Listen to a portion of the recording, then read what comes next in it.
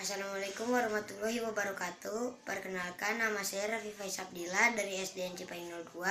Saya ingin menceritakan tentang cerita yang berjudul Sang Kuryang. Sang Kuryang berasal dari Jawa Barat dan termasuk cerita legenda. Pada zaman dahulu, hiduplah seorang putri cantik bernama Dayang Sumbi. Kecantikannya begitu tersohor sehingga banyak para bangsawan yang hendak meminang dirinya. Namun semua lamarannya ditolak sehingga para lelaki itu saling perang satu sama lain. Akhirnya Dayang Sumbi meminta izin kepada ayahnya untuk mengasingkan diri.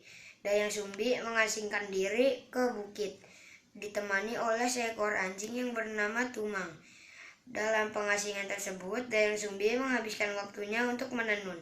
Suatu saat benang tenunannya pun jatuh, dan Dayang Sumbi malas untuk mengambilnya.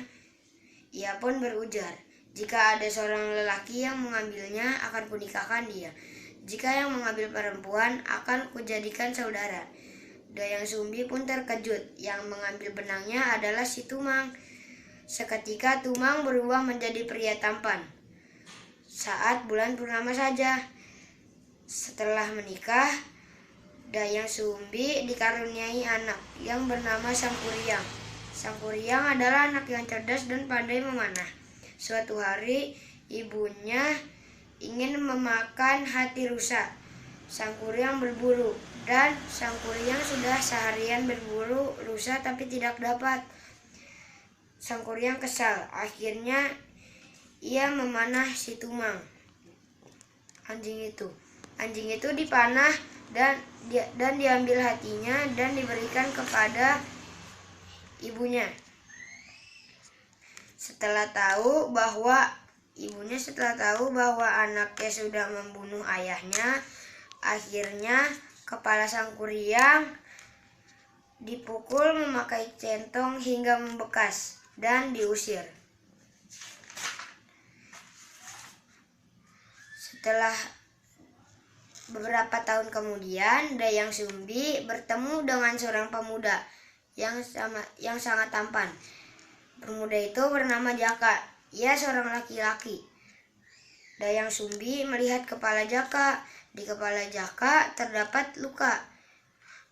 Ternyata Jaka adalah Sang Kuryang. Sang Kuryang pun terkejut dan kaget bahwa ibunya masih kelihatan muda. Ibunya masih muda karena memakan hati Tumang. Sang Kuryang ingin Dayang Sumbi menjadi istrinya. Lalu Dayang Sumbi gelisah.